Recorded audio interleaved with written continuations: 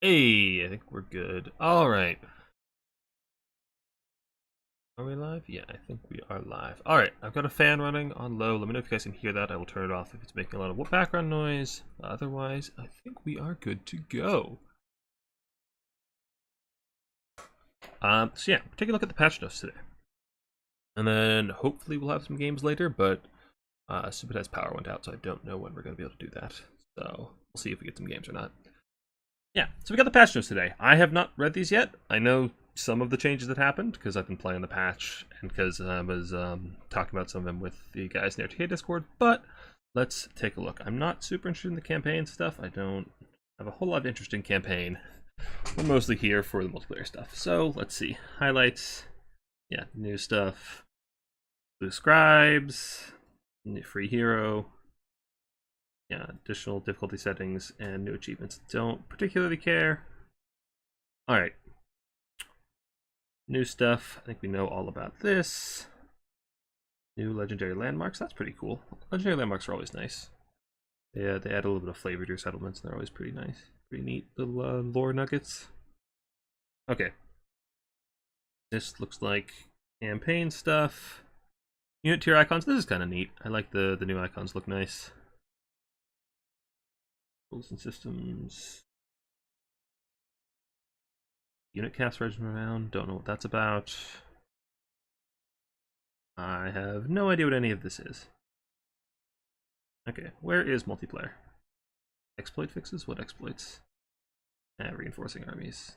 So AI, difficulty settings, races and balance. This is what we're interested in. Maybe. What is this? No, traits? Nope, still not what we want.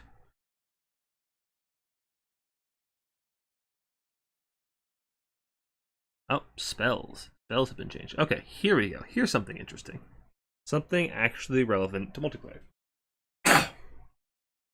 Lore of Wild Mantle. Ooh, Mantle of Gorok got cheaper. I actually kind of like that spell. It's like just a huge melee attack steroid, which when you pop it on Minotaurs means they can destroy just about anything.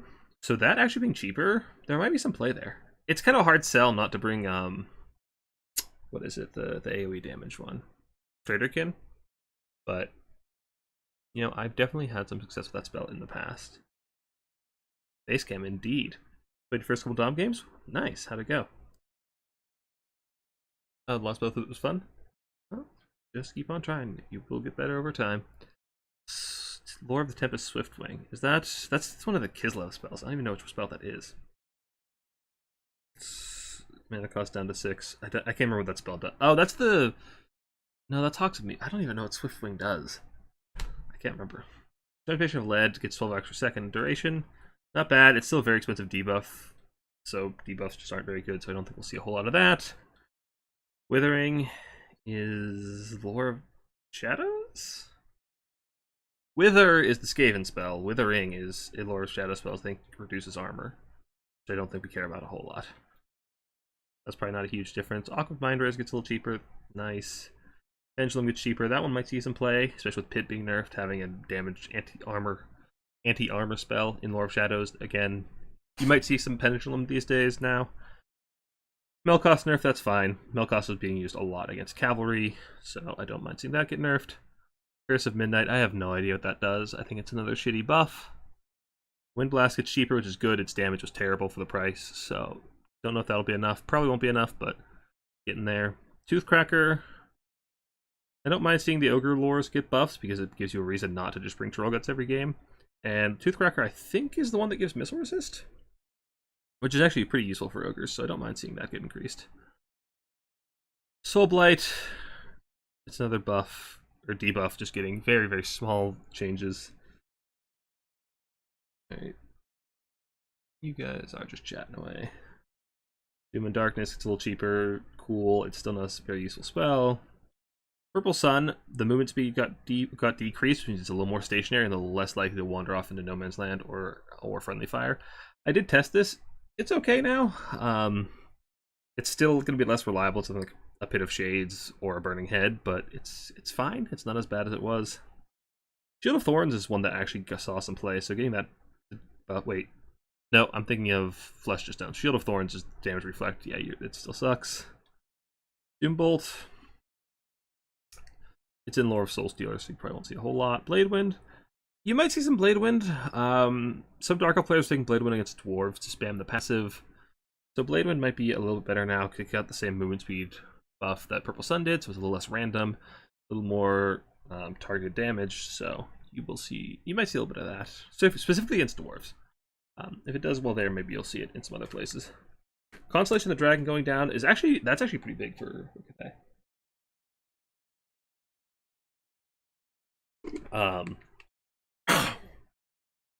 That's the big bombardment that does mostly non-AP damage, which is actually not bad, because Cathay's other anti-light armor spell, the Dragon's Breath, got nerfed a while back and kind of sucked ever since. So having something actually clear light armored infantry is definitely handy. Having that down 3 WOM is pretty good. Wall of Wind and Fire is a terrible spell, even at 6 WOM. Crystal Sanctuary up to 80% ward save. Spell is just so like specific, I don't think it's really gonna have play. Any tips for a beginner player? I mean, I have many videos on the subject. Specific tips: play what you find fun. They'll keep your interest longer. Yeah. If you're looking to get good. Oh, I got a DM. Oh, rip. Okay. Tips for new players. Yeah, the big one is just play for fun. The more you play, skill will come with time. Don't get super caught up in just trying to win right now. Play for fun. Start to learn the game before worrying about winning all the time. There's a lot to learn in this game, so. Alright, campaign, I don't care. Battles, don't care. Beastman got nothing changed aside from adding Zangors and the monster. New to your channel? Yeah, I have a bunch of guides about a bunch of multiplayer fundamentals, so check those out. That's kind of what the channel's for, so. Alright, Grail Knights got fixed. They are no longer considered collision large, which means they actually lose momentum when they collide with infantry, so they are no longer the terrors of multiplayer. This is big. It means that Bretonnia is going to be knocked down a pretty substantial peg, and they are not going to have just infinite infantry clear on a stick with Grail Knights anymore. Grail Knights are probably going to be relegated to much more of the anti-large cav duelist role, or anti-monster role, that they're kind of meant for, which I like to see. The extra cost, I don't know if that was necessary. I mean, since you're fixing what was causing to be must pick anyway, I don't know if you need the nerf. Time will tell if they're actually useful in their current price at the 1800. But they will still have some use as they are armor piercing, and on Brett you just don't have many armor piercing options, so whatever you got, you're pretty much going to take. But yeah, Brett is definitely going to struggle a lot more with clearing infantry. Sorry. Grail Guardian's got the same mass change, so they're also not going to be anti-infantry anymore. Grail Leafs got more expensive, Foot Squires got more expensive, and Battle Pilgrims all got more expensive. Big nerfs to Bretonnia's front line, which is good. Their infantry line was way too cost effective. So hopefully that brings them down to earth a little bit, and there'll be some faction that can actually take them in the infantry fight. Because as it was, like, Brett had the best infantry in the game. And they also had exceptional cavalry, so hopefully now the cav faction will actually play around their cav a little bit more and not just be able to roll you with their infantry.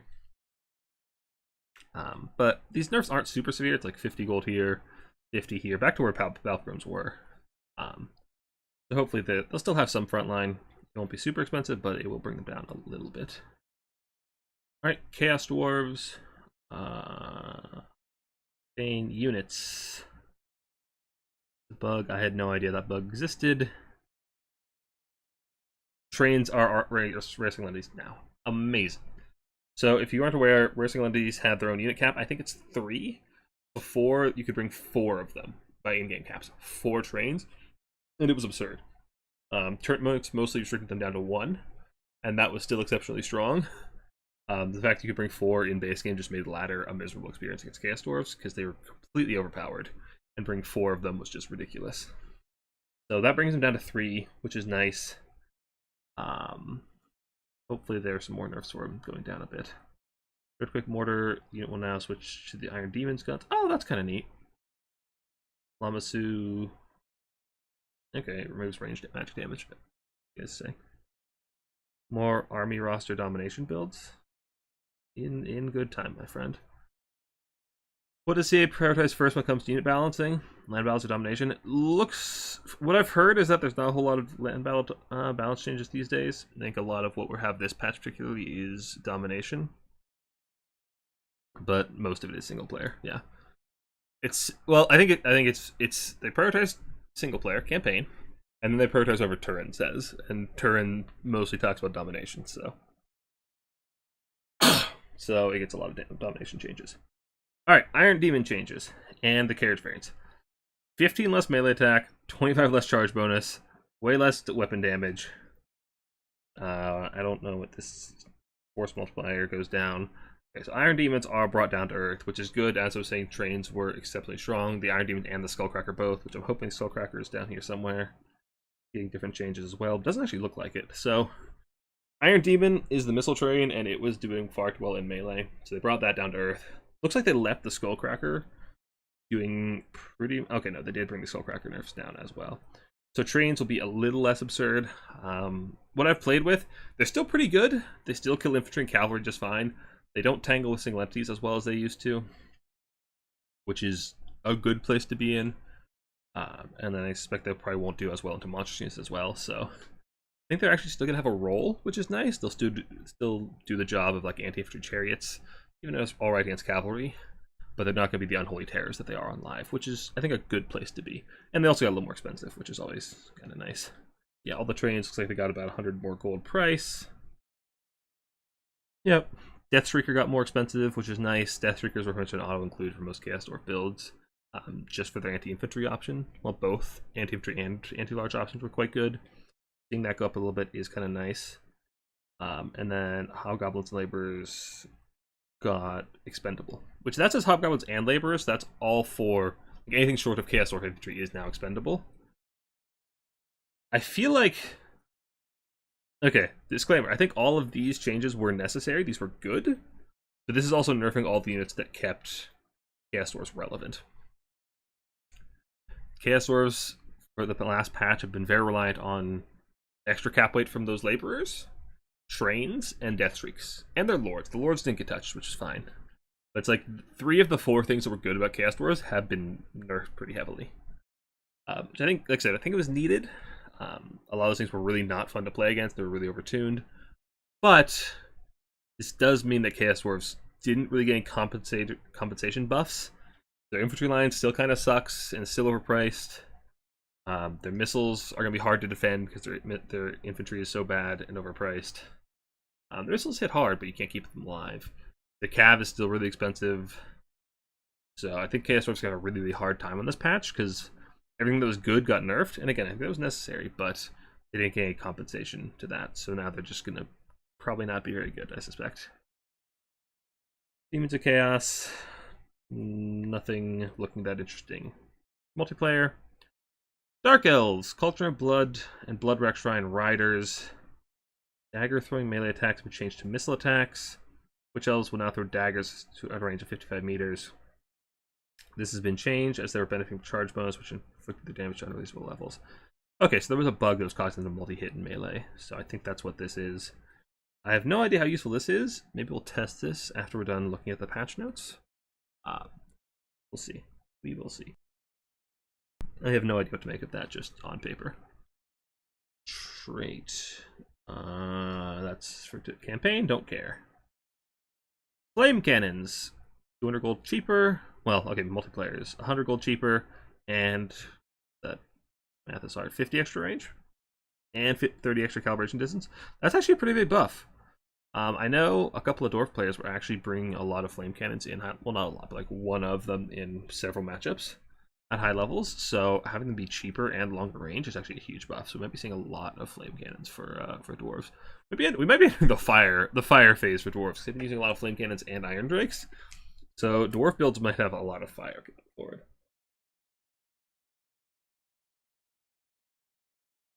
They fixed Journey's End, which I think is Journey's End for Slayers or just for Go Trek? I can't remember. I don't remember. I should have the game open and just check these things. Campaign. Campaign. Don't care. Cathay. Campaign. Campaign. Items for Zhao and Mao. Which, you know what, I'm going to launch the game and we can take a look at these things. See what they are. Ooh. Okay, game is launching in the background. Compass, that's campaign. That's also campaign. Lovely. Alright. Game is launching, so we'll lose visual on our patch notes for just a second. Okay, campaign.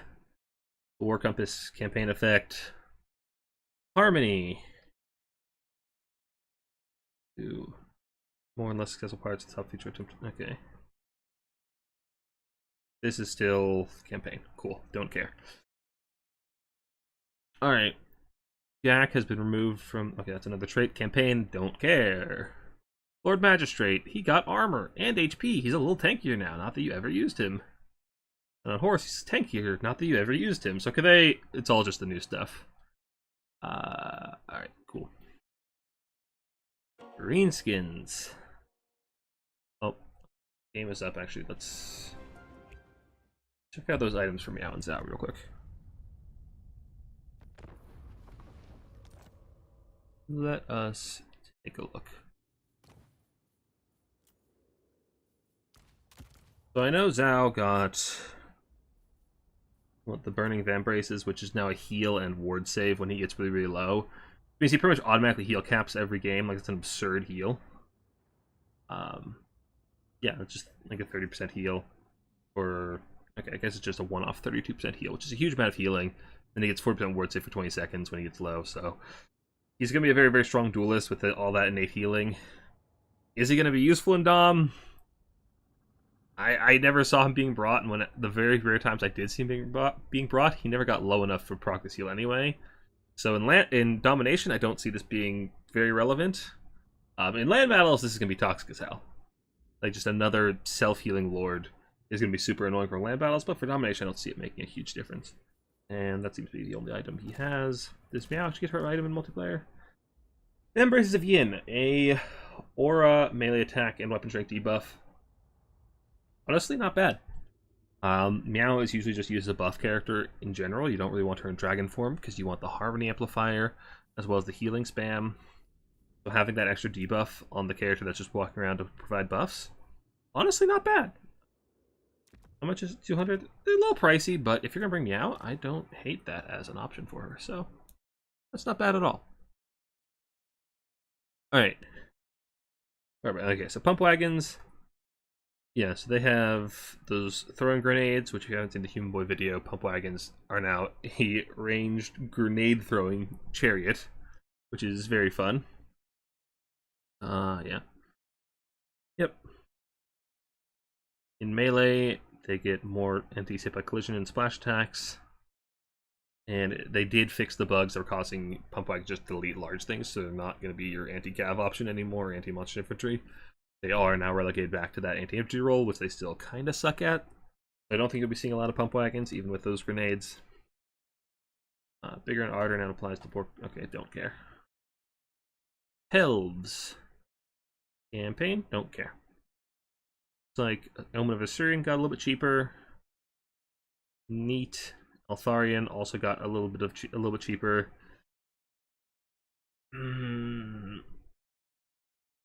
I don't think also you're not gonna see Altharian. Altharian's still not gonna be very good.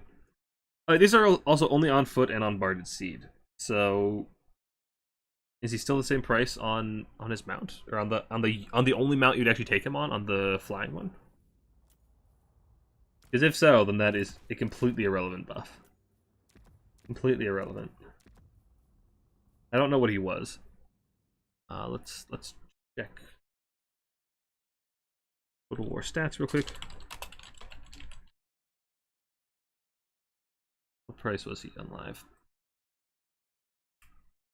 Elves. I guess we can't really check what he is on his mount, can we? Okay, cool. Single player cost, multiplayer cost 1100. I don't know. If somebody's on live, you can check and tell me what he costs on live, but if he's still the same price on Stormwing, then that buff doesn't make a difference. The only reason you would bring him is to have that flying caster. But I mean, you have Teclis, so like I don't think you're ever gonna see Altharion. The Omen of Assyrian, maybe you could see that now. It's still really pricey and doesn't do a whole lot more than the basic one. Like it's really just the ITP aura, which is pretty big aura. But usually, if you're playing the if you're paying that much for a big single entity, you're probably playing a fairly elite build. Don't have a lot of targets for it to be buffing, and most of the targets that are being buffed by it have great leadership anyway. So I don't see it being super relevant. I think if you're bringing Arcane Phoenix, you're probably bringing the same one. It's the same price? Okay. Altharion Griff is same cost overall. Yeah, so that buff is literally useless. Completely useless. So, yay. Because, like, even if you just wanted a horse caster with whatever lore of magic he has, it's, what is this, high magic? You can get it cheaper with just the basic mage, and his items aren't that compelling. Yeah, his items really aren't that compelling. He's not a great duelist. He's kind of squishy. The Griffin costs more to offset the base rank? Okay. Oh, you can check mounts on... Okay, I didn't know you could check mounts on Total War stats. Alright. Chaos Lord, Exalted Hero, Chaos Sorcerer Lord, and Chaos Sorcerer got extra mass. Cool. I mean, that's nice. It's not going to be a game changer for Khorne. And looks like they lost. That's a red tree skill. Don't care. That is... Okay. Yeah, the only multiplayer buff is to some of the characters got a little more mass. Not going to do a whole lot for Khorne. Alright. For Kislev. What do we have? General updates. Cool, cool. Campaign. Cool. And a unit caps because of chariots that previously missing them. Interesting. I forgot about that. Ice Guard Glaives got cheaper. Ice Guard Swords got cheaper. Armored Kossars got more expensive, and Kossar Gravelings got more expensive. Okay, I like seeing the Armored Kossar nerfs. Armored Kossars were really overperforming on live. They were getting like 800 to 1200 value in most games, from what I saw. So them being nerfed is very, very good.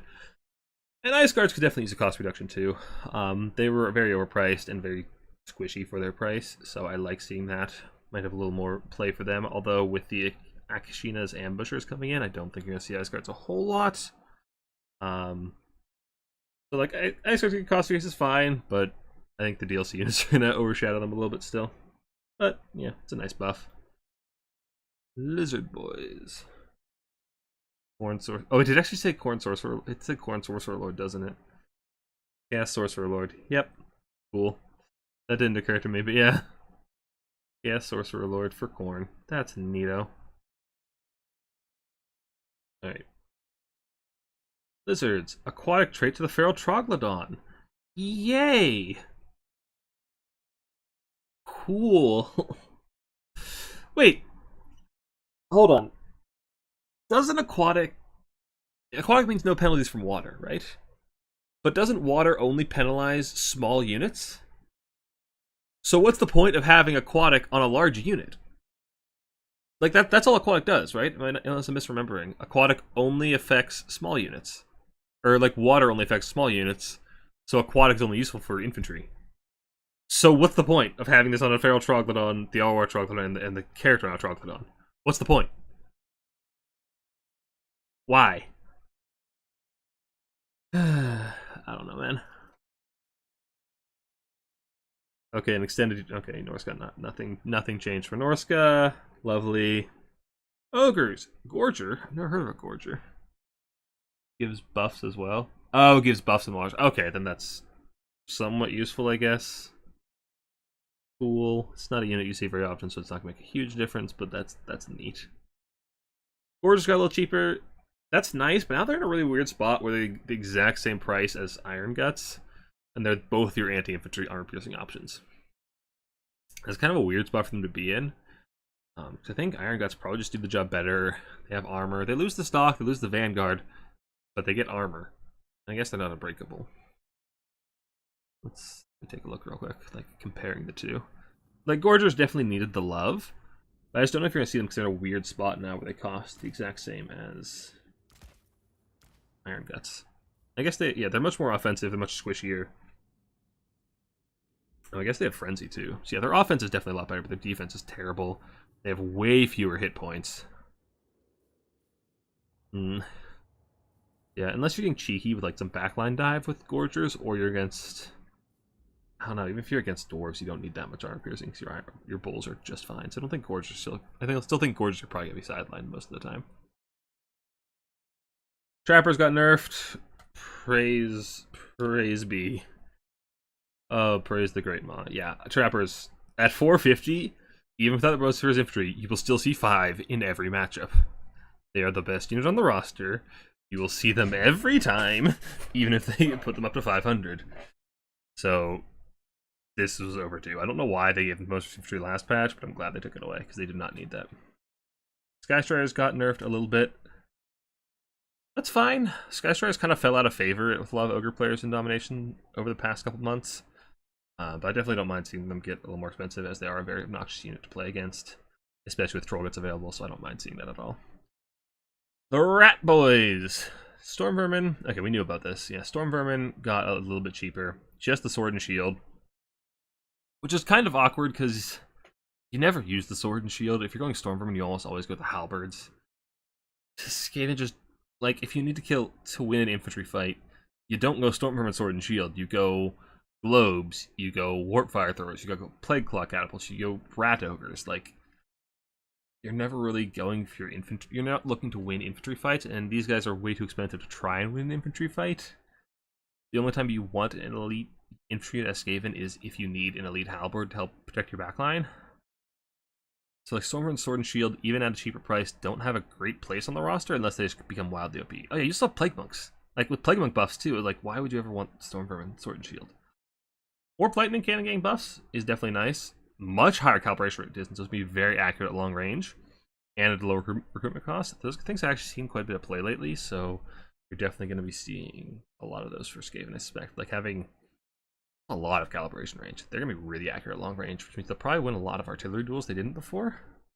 Maybe they can like do okay against something like Little Grom, cannons, that kind of thing. So the calibration distance is actually pretty huge, because that means a lot of long range accuracy. Cost is nice too. Slanesh gets to keep dwelling in the bottom, you know, just lurking. Gotrek and Felix don't care. Just the Steam Tank. 300 gold, or okay, 200 gold cost reduction for Steam Tank. Are you ever gonna? Are you at 1900? Are you still ever gonna pick a Steam Tank? Like all it does is it's a single cannon that doesn't die. Its melee is okay. You really ever want a Steam Tank? I mean, yeah, it was bad, so get buffing it doesn't hurt anything, but like you're still probably not gonna see it much.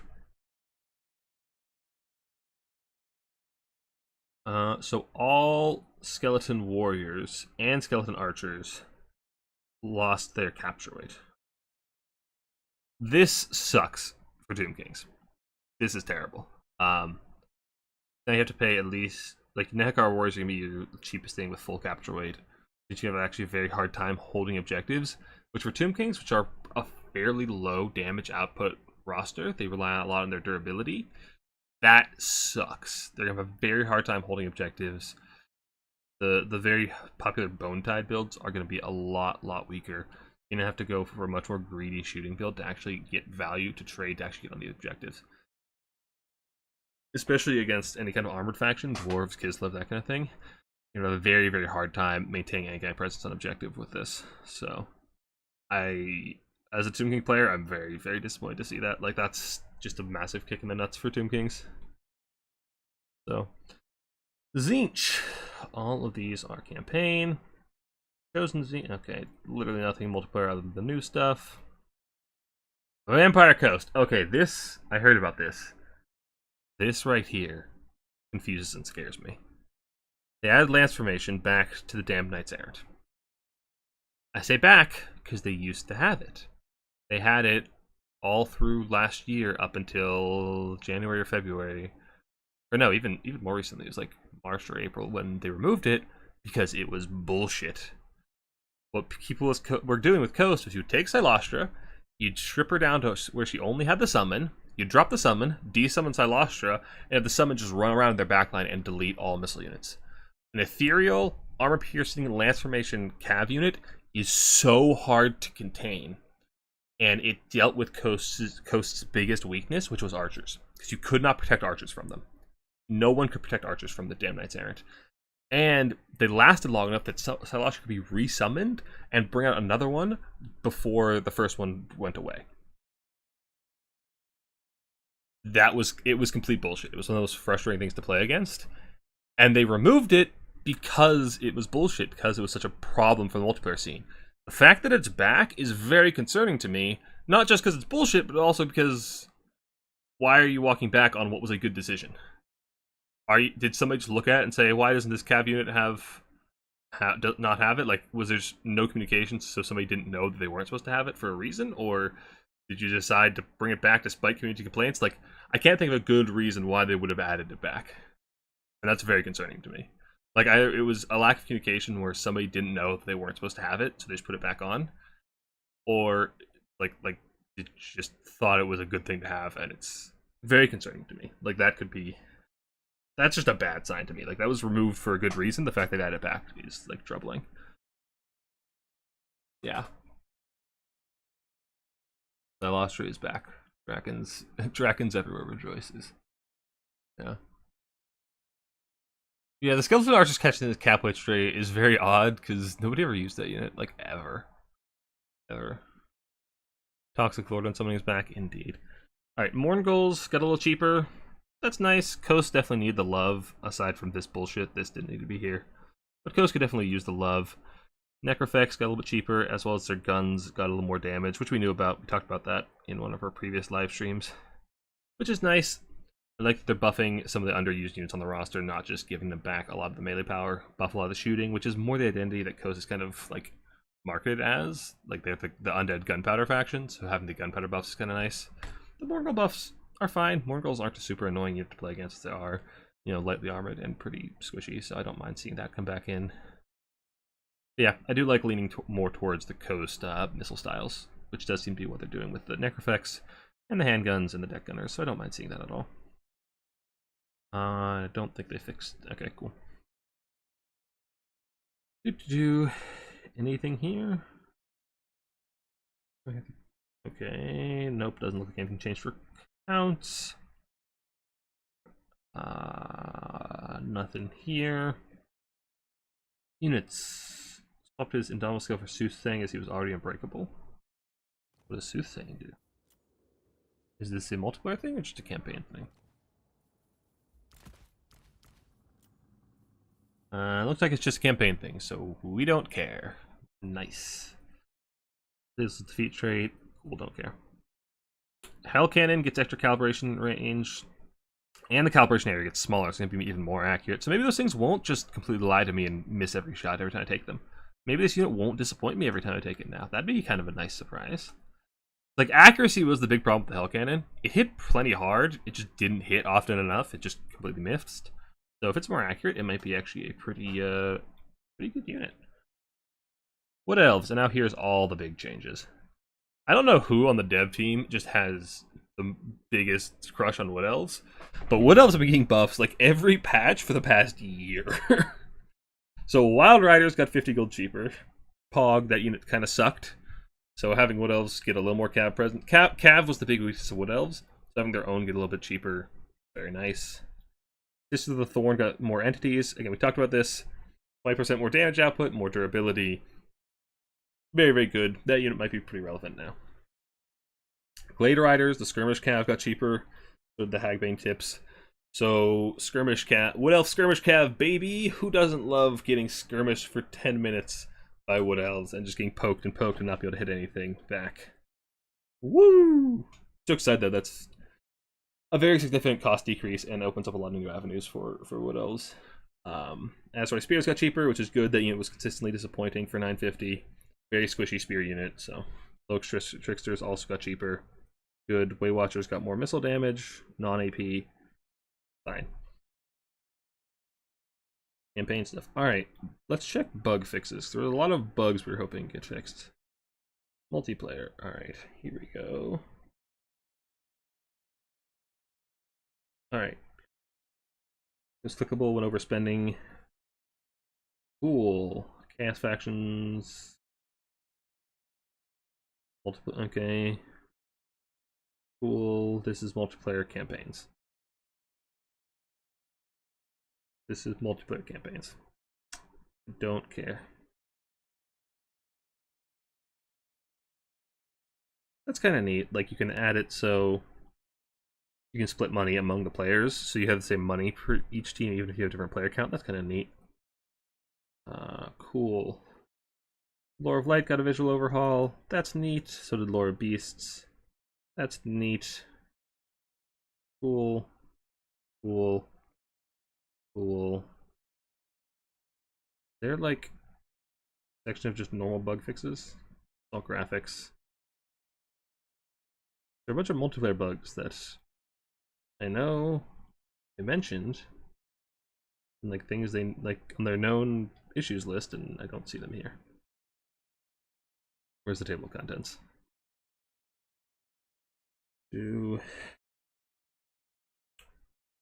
Don't see any such thing.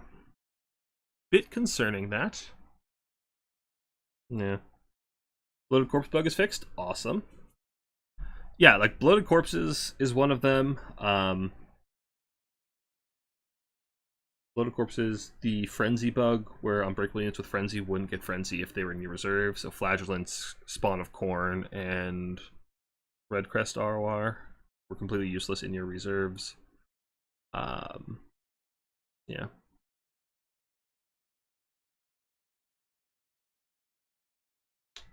Alright.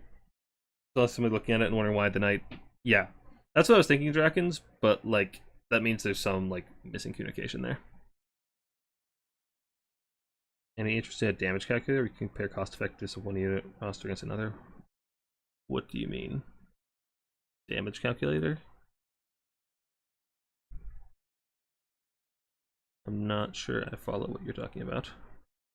Catapult crash as well. Yeah, I don't know. Is there a list of bug fixes? Like the catapult crash as well was super annoying.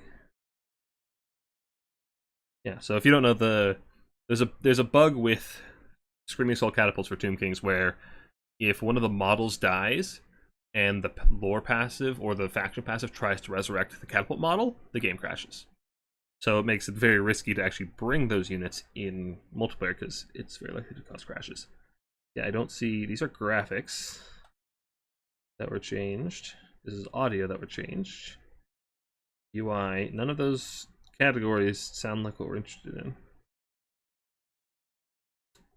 Well, lovely. Alright, there's something we talked about testing a while ago, and I didn't write it down, so I don't remember what it was. Was it one of the new spells? Or was it... It was one of the early units, wasn't it? We talked about testing... Ah, yes, the Blood Rack Shrine. Alright.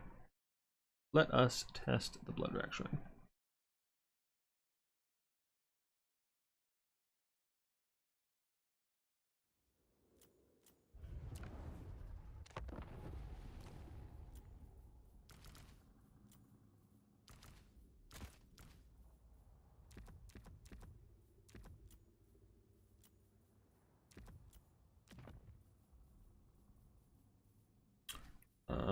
You're too aggressive. We need something passive.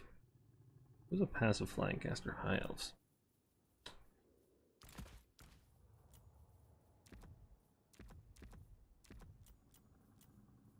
Do Wetlands, some Rangers, and give me a Blood Rack Shrine or two. I'll give that a shot.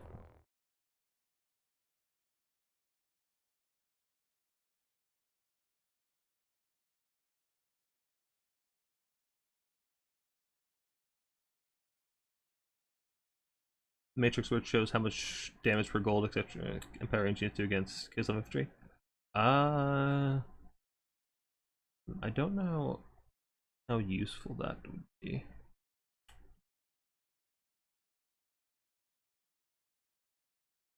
I don't know. I'm a very intuitive player. Like, crunching those numbers is not that helpful for me. So, I don't have a particular interest in it. Building performance is where you gotta look. Okay, I'll check that out after. It's weird that TK passive tries to revive skull models. I mean, it tries to revive any models. It just resurrects dead units, so.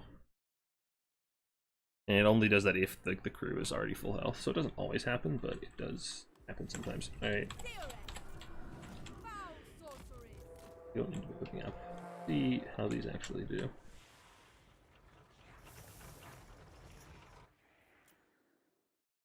I was range around like 55 meters, I think. Passionate said, said they will throw at 55 meters. So let's try and see how they actually do. Also, if we turn off fire at will, do anything. Okay, well you're just gonna get attacked by the bird, which is kind of annoying.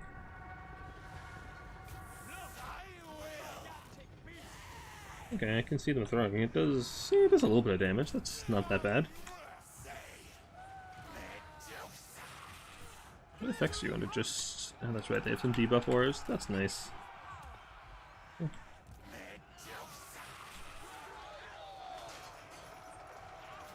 Yeah, they're throwing in random directions, but I mean, it's doing a little bit of damage, I suppose.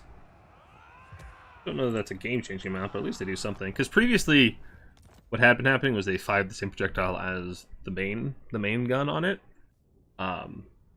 which meant that they had a certain amount of damage output, but they fixed that a while ago.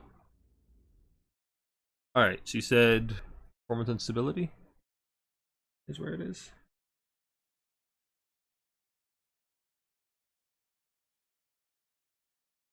Stability performance. Okay. Fixed crash for resurrecting artillery pieces. Awesome. Don't care. Don't care. Zooming out, selecting a water. Don't care. Don't care. Don't care. Cool, cool.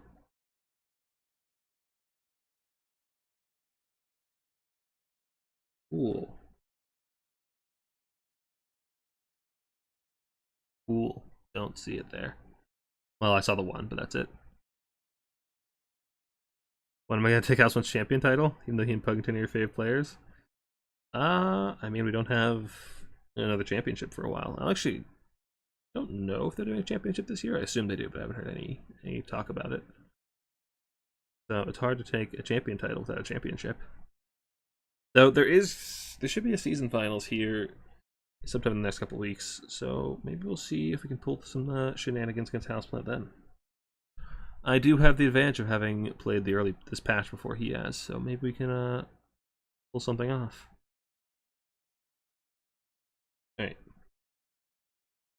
Gameplay. Any of these? No, no. Oh my god, range is no longer charged into melee when running out of ammunition. Amazing. Absolutely amazing. Awesome. Alright. Don't care. Don't care. Don't care. Right, I think that is everything we're interested in here. So I was going to play a couple of Dom games on stream, but unfortunately Sibitai lost power. So he is not around and I don't have an opponent.